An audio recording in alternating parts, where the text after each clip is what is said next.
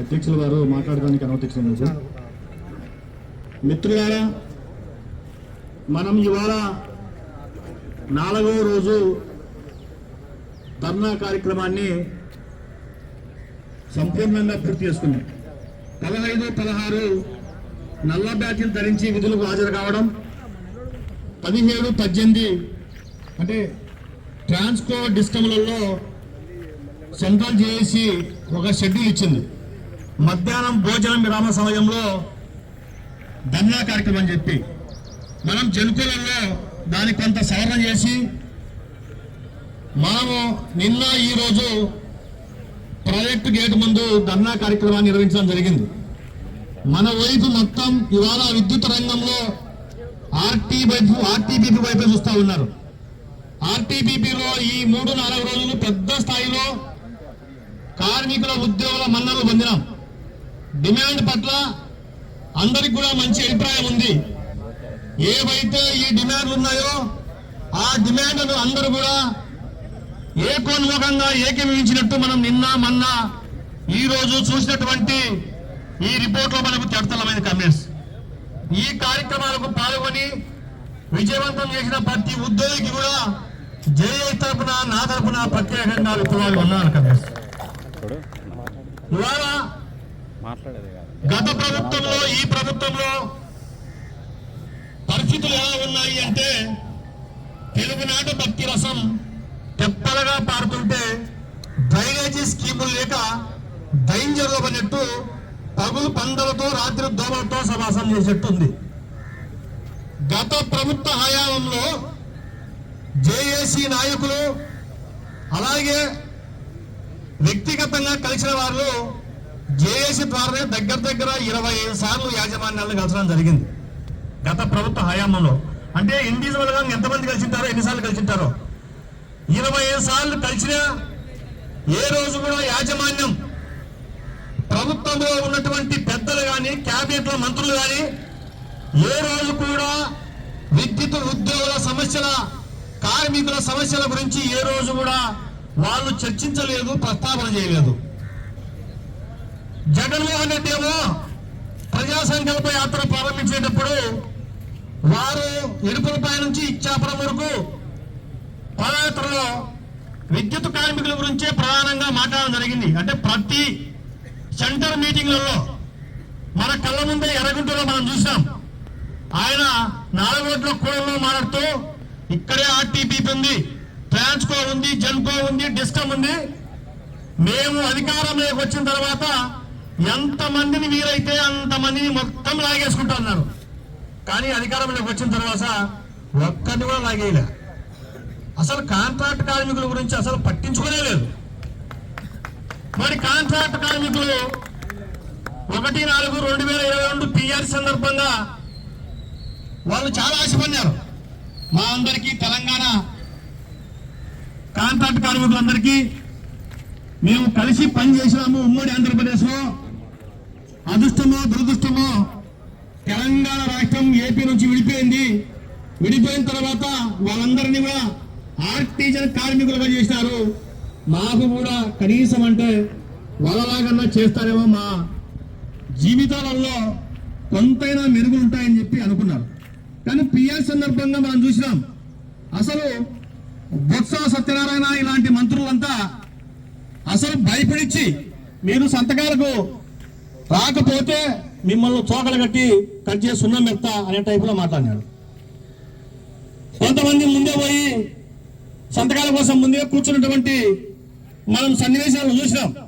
ఇంకా ఇంజనీరింగ్ గా చేసినటువంటి ప్రతాప్ రెడ్డి గారు సంతకం పెట్టకుండా బయటికి రావడం జరిగింది.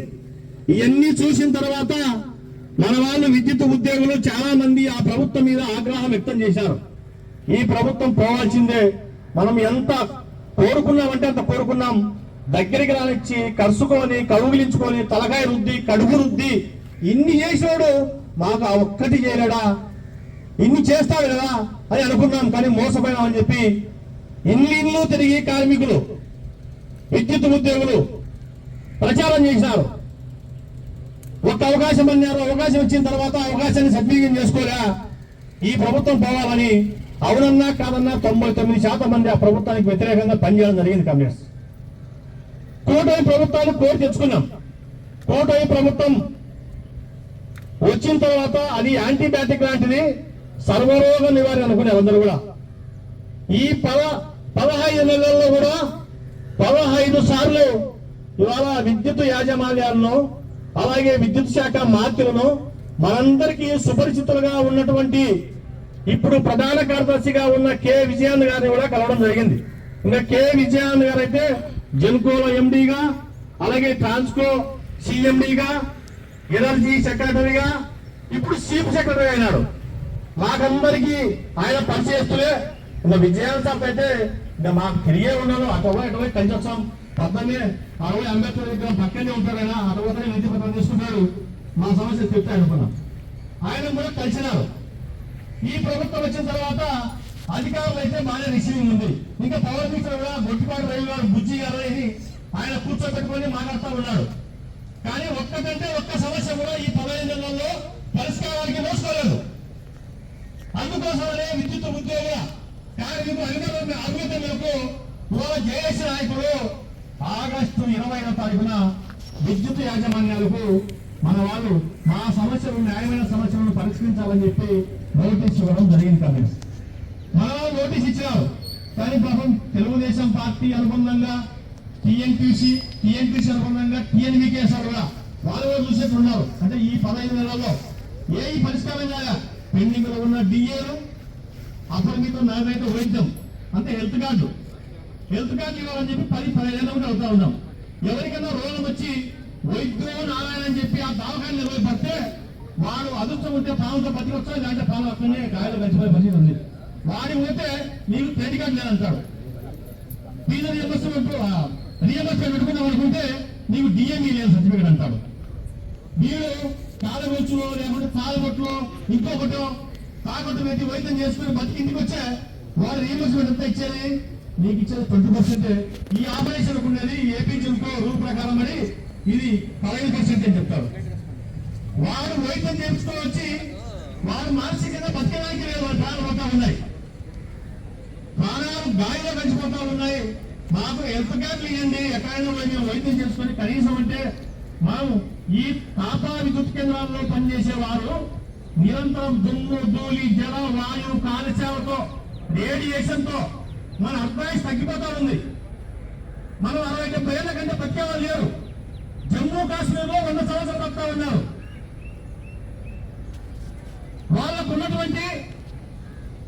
మనకున్నటువంటి తేడా ఏంటి అంటే వాతావరణం తేడా. ఇవాళ మరి ప్రాణాలు కూడా ఇవాళ పన్నంగా పెట్టి ఈ సంస్థ కోసం తన శక్తి సామర్థ్యాలను పేద రూపంలో చిందిస్తూ ప్రభుత్వంగా కరిగిపోతూ ఒకవైపు ఈ రాష్ట్రానికి, ఈ దేశానికి వెలువెలుపుతా ఉన్నారు మన కార్మికులు, ఉద్యోగులు. కానీ మన ఇళ్లలో మనం ధర్నాలు చేస్తామంటే నీకేం బా లక్షల జీతాలు తీసుకుంటా ఉన్నారు కొంతమంది, ఇంకా నీకేం మెరుగు ఇవన్నీ మీరు చెప్తా ఉన్నారని చెప్పి కొంతమంది అనుకుంటా ఉన్నారు. ఈ మధ్య కాలంలో ఒక ఆయన వీడియోలో పెట్టాడు, డిఏ ఇయ్యాలా మాకు కడుగుపచ్చని చెప్తే ఆయన వంగ్యంగా అంటే ఇలాగేం కరువు వచ్చిందా, ఇలా కడుగుపచ్చని ఇవ్వాలంట, ఏంది కడుగుపచ్చమంటామని చెప్పి సోషల్ మీడియా మధ్యకాలం వైరల్. అయ్యా కడుగుపచ్చం అంటే డిఏలు, ఈరియాలు, పాస్పోర్ట్లు కాదు. ప్రతి 6 నెలలకు ఒకసారి కళ్ళకు అనుగుణంగా మనకు డిఏని ఇస్తారు ఉద్యోగులకు. ఇది సెంట్రల్ గవర్నమెంట్ ఇచ్చింది. ఇప్పుడున్న ప్రైవేట్ పనులు వంకాయలు, పప్పు, ఉప్పు ఒక 6 నెలల తర్వాత అదే రేటు ఉంటాయా? 2020లో ఉన్న రేట్లు ఈరోజు ఉన్నాయా?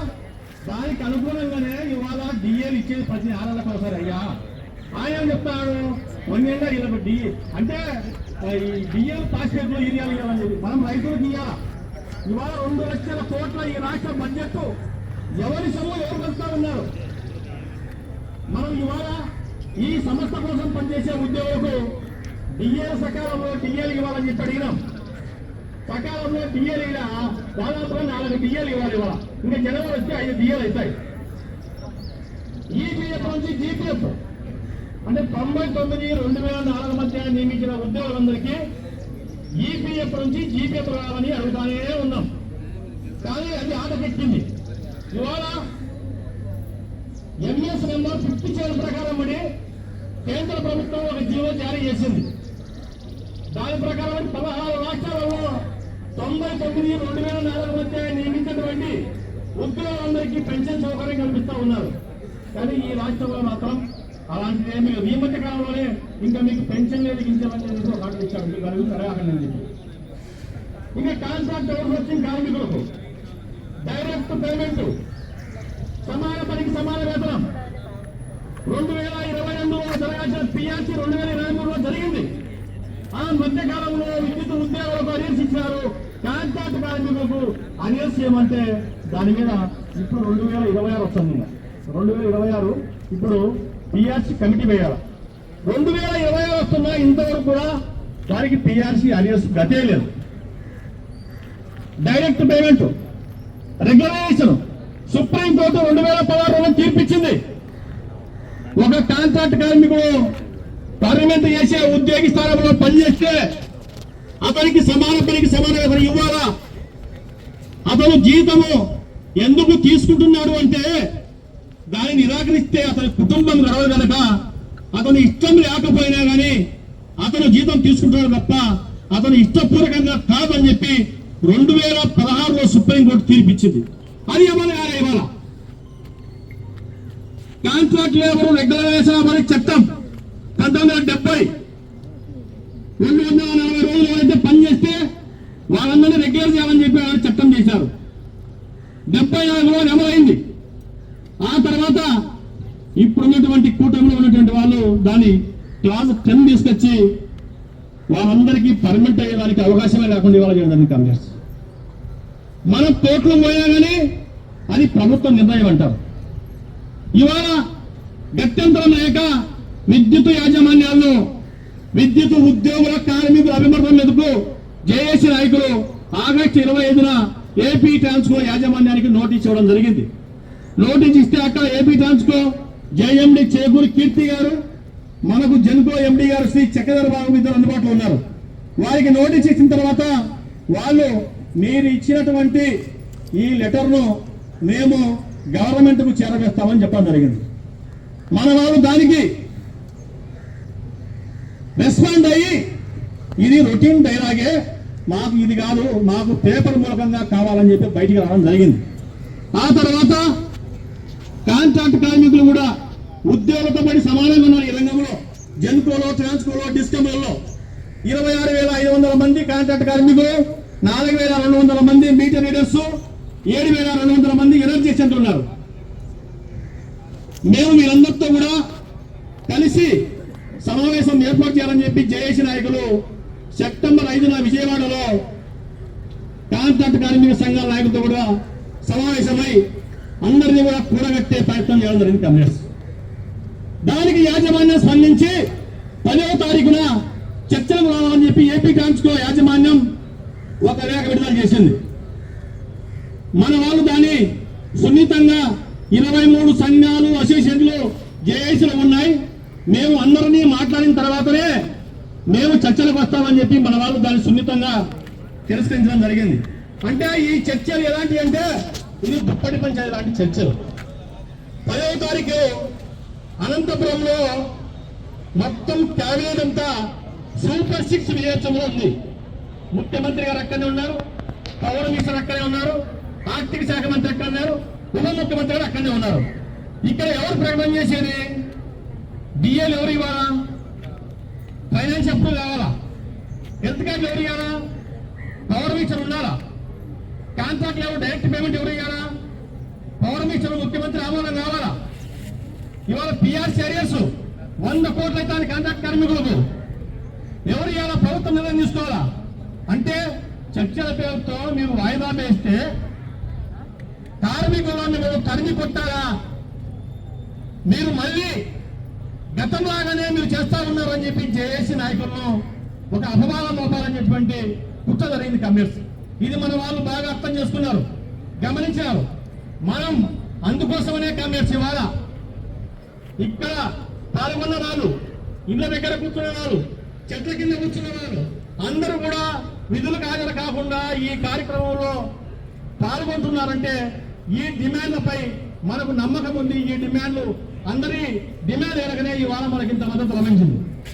ఇవాళ మేము రాము వానికి వచ్చే మాకు వచ్చాయి, మాకు వచ్చే వానికి వచ్చాయి, అదృష్టం ఉంటే పేరు వచ్చా అని చెప్పి కొంతమంది అనుకుంటా ఉన్నారు. ఈ మధ్య కాలంలో ఒక వీడియో వైరల్ అవుతా ఉంది. ఎంఎస్ నారాయణ గారు అంత ముందు మాట్లాడాడు, వర్క్ ఈజ్ గాడ్. అంతే, ఎవరు పని చేస్తారో వాళ్ళు ఉట్టిని దేవుని గౌరవించేట్టు లెక్క. అదే నా ఫిలాసఫీ అంటాడు. టైం వస్తే అవే వస్తాయనుకుంటే, మంచి రాయి పెట్టుకుంటే అవే వస్తాయనుకుంటే, మంచి రాయి పెట్టుకుంటే నువ్వు జేపీఏ కావచ్చు, ఇంకా మంచి రాయి పెట్టుకుంటే నువ్వు ఏఎంటీసీ కావచ్చు. ఇంకా ఈ ధర్నాలు ఎందుకు, ఈ రాష్ట్రారోకలు ఎందుకు, ఈ నిరసనలు ఎందుకు, ఈ కింద కూర్చోడం ఎందుకు, ఈ బీపీలు సుబ్బులు తెచ్చుకొని ఇవన్నీ ఏమక్కర్లే. Why should all these things? ఈ ధర్నాలు, నిరసనలు, రాష్ట్రారోకలు, బంధువులు ఇవన్నీ ఏమక్కర్లే. డూ వర్క్ అనేవాడు. ఎవరైతే ప్రయత్నిస్తూ మరణిస్తే గెలిచినట్టే, ప్రయత్నం విరమిస్తే ఓడినట్టే అని చెప్పి కామెంట్స్. మనం అందరం కూడా ప్రయత్నిస్తూనే ఉండాలా. ఇవాళ మనం పోరాటం చేసినాం కదా, రాత్రికి రాత్రే మనకు ఆర్డర్లు రావాలంటే ఆర్డర్లు రావు.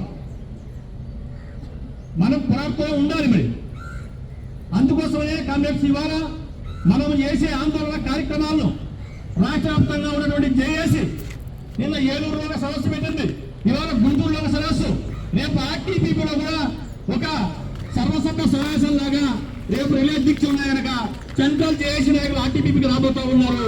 వారికి మనం సంఘీభావంగా ఏదైతే ఈ న్యాయమైన డిమాండ్లు ఉన్నాయో ఆ డిమాండ్లకు మద్దతు పలికే విధంగా ఆర్టీపీపీలో కార్మికులు, ఉద్యోగులు పెద్ద ఎత్తున తలరావాల్సిన అవసరం ఎంతైనా ఉంది. మనం ఒక్కరే చేస్తామని కావాలా, ఒక్కొక్కరు ఒక విప్లవుడు కావాలా. అల్లూరు సీతారామరాజులో ఒక స్లోగన్ ఉంది. అల్లూరు సీతారామరాజును చర్చలు పిలిస్తే చర్చల్లో పురాణటువంటి వాడు బ్రిటిష్ వాడు అల్లూరు సీతారామరాజును సంభవం చెప్పి ఆర్డర్ ఇచ్చాడు. అల్లూరు సీతారామరాజు అంటాడు, అల్లూరు సీతారామరాజు ఒక వ్యక్తి కాదు, సమూహ శక్తి, సంగ్రామ బేరి, ప్రవంతర నినాదం. ఒక్క అల్లూరు సీతారామరాజు తప్పితే లక్షలాది మంది అల్లూరు సీతారామరాజు ఉద్యమిస్తారు.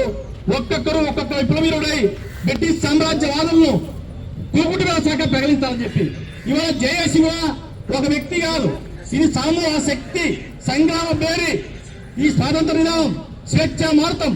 ఒక్క వ్యక్తిని ఇబ్బంది పెడితే ఇవాళ వందలాది మంది విద్యుత్ కార్మికులు వారి కూకుటి వ్యవసాయ ప్రకటించాలని చెప్పి ఈ సందర్భంగా తెలియజేసుకుంటూ నాకు ఈ అవకాశం ఇచ్చిన ప్రాంతీయ జేఏసీకి జై హింద్.